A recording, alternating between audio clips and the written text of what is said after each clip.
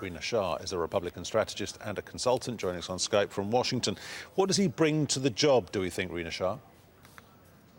I think he brings some cool-headedness. He seems quite even-keeled. He's respected by Democrats and Republicans alike. The vote on which his nomination passed was 92-5, so that's some bipartisan support. It shows you that people in Washington have some confidence in this gentleman, and I think his temperament has a lot to do with that. OK, when it comes to his temperament, I mean, I guess he's got to be delivering from day one. But given the flow rate of people into the administration and out of the administration, if there's thin ice down the road for him, where might that be? Well, I think the thin ice may come when we learn more about what's happening over the Department of Justice with the special counsel Mueller's investigation.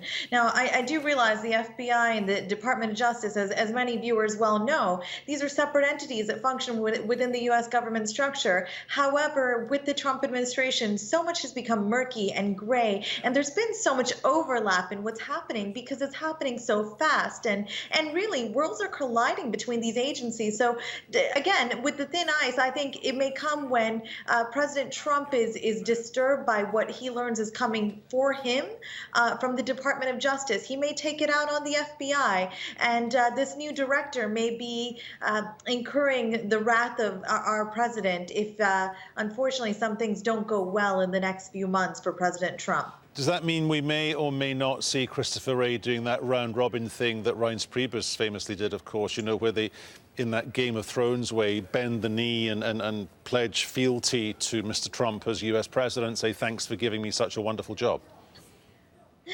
Peter, I think it's anyone's guess. I've known the former RNC chairman and now the former chief of staff, Reince Priebus. I met him years ago, and nothing in his personality told me he would ever have been that kind of guy to have pledged his loyalty and to have said the words he said about President Trump. But let's look at Mr. Wray. In his hearing with the Senate Judiciary Committee, he said he won't be a part of this partisan political influence, and he talked about strict independence. And in his own words, he pledged to be faithful to the Constitution. So I don't think we'll see that kind of behavior from him. And I think that's why he enjoyed bipartisan support for the confirmation. Understood. Thanks for that clarity on that point. You've already touched on this, all those grey areas now that the world is focusing in on.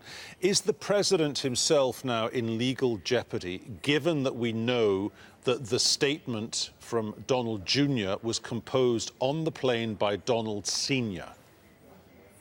If he's already not in legal trouble, he's heading there. I believe this is really, this is a big nail in the coffin in this entire investigation of Russia's influence in the U.S. election, in whether or not Russia meddled to help now President Trump win this election. This is all very, very it's all very chaotic. It's happening fast. And I think the one takeaway is that the side huddle that happened at the G20 summit between President Trump and his advisors on what would happen with Donald Jr. and his statement about that Russian meeting, that came after Trump had already met with President Vladimir Putin for 1 hour. So that's very suspicious, and that's not making President Trump's lawyers, that's not making this job easy for them. How do you go out and defend that? It's a very tough job to do when the president has decided to put his hands in very, very, I think, small matters for a president to get involved with. He should have had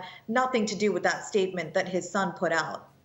OK, Rina, we must leave it there. Many thanks. Good to talk to you as ever. Thank you.